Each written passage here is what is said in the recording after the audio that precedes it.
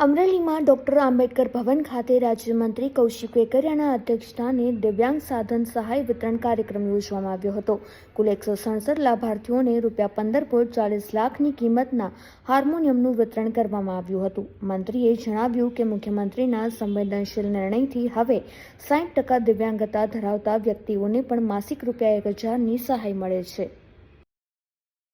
મિત્રો, સરકારની દિવ્યાંગો માટેની જે અલગ અલગ યોજનાઓ છે, સરકાર દ્વારા આ યોજનાઓનો લાભ એ તમને લોકોને કઈ રીતે સરળતાથી મળી શકે એ પ્રકારે સરકાર કાયમી માટે કટિબદ્ધ હોય છે.